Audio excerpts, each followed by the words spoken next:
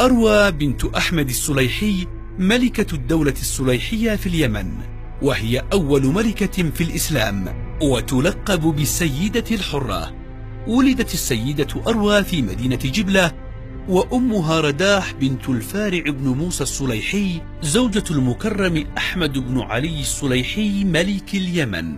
ونشأت في رعاية أسماء بنت شهاب زوجة علي بن محمد السليحي مؤسس الدولة السليحية بعد وفاة والدها أحمد السليحي وزواج والدتها من عامر بن سليمان الزواحي. تزوجها المكرم أحمد بن علي سنة 458 للهجرة في حياة أبيه، وتولى الحكم من بعده سنة 459 وحتى 481 للهجرة، فأنجبت منه 4 من الأولاد هم علي ومحمد وفاطمة وأم همدان. وقد توفي علي ومحمد وهما طفلان سنة 467 للهجرة. أما أم همدان فقد تزوجت من أحمد بن سليمان بن عامر الزواحي، ورزقت منه بعبد المستعلي، وتوفيت قبل أمها سنة 516 للهجرة. وأما فاطمة فتزوجها شمس المعالي بن الراع بن سبأ، وتوفيت بعد والدتها بسنتين، وذلك سنة 534 للهجرة. فوض المكرم الأمور إلى زوجته أروى، فكان أول ما قامت به بعد أن غادرت صنعاء أن اتخذت مقرها في قصر شيده زوجها في حصن بجبلة، ونقل إليه ذخائره، وقامت بتدبير المملكة خير قيام، وبسطت سلطانها على القبائل اليمانية فخضع الناس لها. وكانت الرسائل التي يبعث بها المستنصر بالله الفاطمي إلى اليمن تصدر باسمها.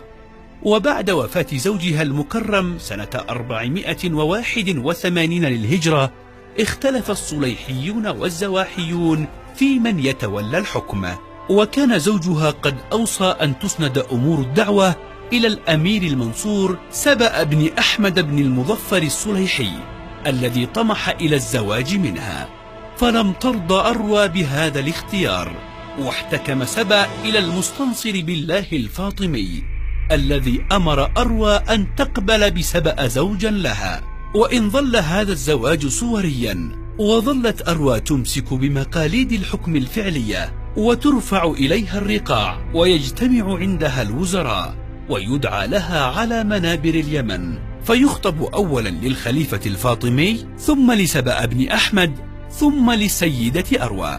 ولم تلبث أن استقلت بأمر الحكم بعد وفاة زوجها الثاني سبأ سنة 492 للهجرة، واعتمدت في تدبير أمور الملك على عدد من الثقات، منهم المفضل بن أبي البركات، وزريع بن أبي الفضل، وعلي بن إبراهيم بن نجيب الدولة، وغيرهم.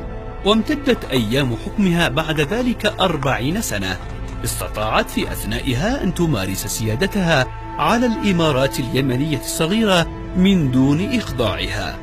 ولما قدم ابن نجيب الدولة إلى اليمن موفدا من الخليفة الفاطمي الآمر بأحكام الله سنة 513 للهجرة وداعيا له، أخضع الإمارات المتمردة، عز جانب أروى، وانقمع أهل اليمن، إلا أنه بدأ منذ سنة 519 للهجرة يسيء إليها ويستخف بأمرها، ويدعي أنها قد خرفت واستحقت أن يحجر عليها، وحاول أن ينتزع الحكم منها، ولكن أمراء البلاد وشيوخها ساندوها، واتهموا ابن نجيب الدولة بالتآمر على الخلافة الفاطمية، فأمر الخليفة بالقبض عليه وإعادته إلى مصر، ولكن السفينة التي كانت تقله غرقت في أثناء الرحلة وغرق ومات. وتذكر الروايات أن أروى عمرت طويلا، فلما ماتت دفنت في مسجد كانت بنته بذي جبلة، وقبرها ما يزال حتى اليوم مزارا. وعلى إثر وفاتها دب الضعف في جسد الدولة السليحية وتفككت أوصالها، وصار الأمر فيها إلى الأمراء من آل زريع، وانتهى أمر السليحيين تماما بعد أن غزا توران شاه بن أيوب اليمن سنة 569 للهجرة.